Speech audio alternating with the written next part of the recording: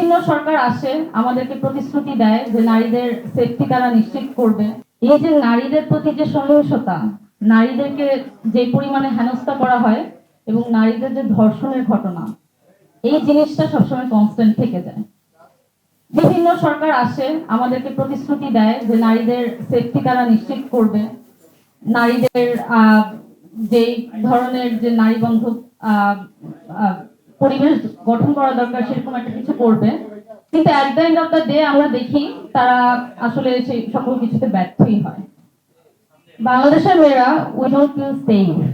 আপনি এমন একটা মেয়েকে পাবেন না যে হচ্ছে একা বাইরে যাচ্ছে কিন্তু সেফ ফিল করতেছে। রেপের মতো যে একটা ইস্যু, এটা যে আসলে অনেক বড় একটা ইস্যু, এটা যে কোনো ক্রাইম না, এটা আসলে কোনো সরকার ওরকম গুরুত্ব সহকারে দেখে না। হয়তো বা এটা আমি কোনো প্রায়োরিটির মধ্যে দেখতে পাই না।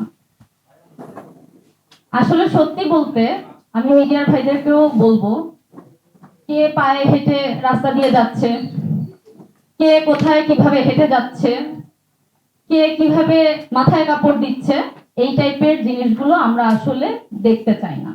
আমরা দেখতে চাই মেয়েদের জন্য আপনারা কি করছেন।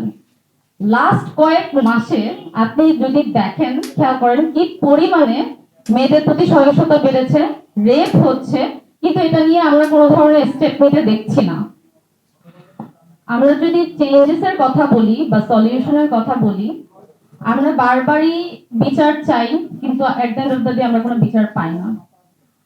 এসব রেপ, মার্ডার, এগুলোর জন্য আমি মনে করি কারা কারা জাস্টিস পাচ্ছে, কারা কারা জাস্টিস পাচ্ছে না, বিচার শুরু হলে বা বিচার প্রক্রিয়াধীন কোন অবস্থাতে আছে, এটার একটা যেন সেল গঠন করা হয়, মনিটরিং সেল গঠন করা হয়।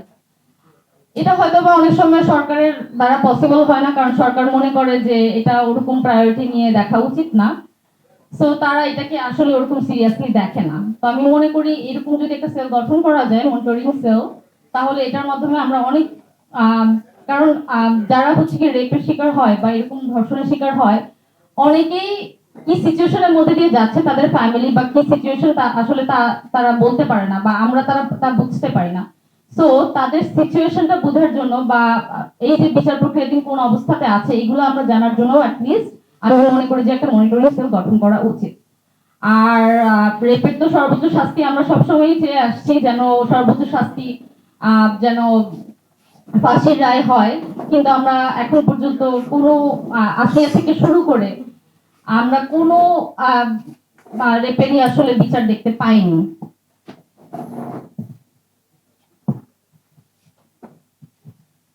আচ্ছা, মেয়েদের কালচারাল একটা পলিটিক্যাল ব্যারিয়ার আছে। একটা মেয়ে যখন আসলে পলিটিক্সে আসে, সোসাইটি আসলে জিনিসটাকে ভালো মতো দেখে না।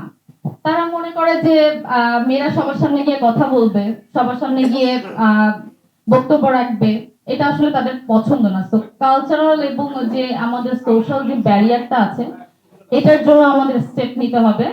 আসলে আমাদের মেয়েদের আগে চিন্তা করতে হবে যে আমরা কি চাচ্ছি। আমরা কি আমাদের নিজেদের সেফটি চাই, আমরা কি নিজেদের ভালো চাই কিনা, আমাদের নিজেদের সেফটিটা আমাদের আগে এনশিওর করতে হবে, এবং আমি মনে করি আমাদের জন্য আমাদের সবার আগে কথা বলতে হবে।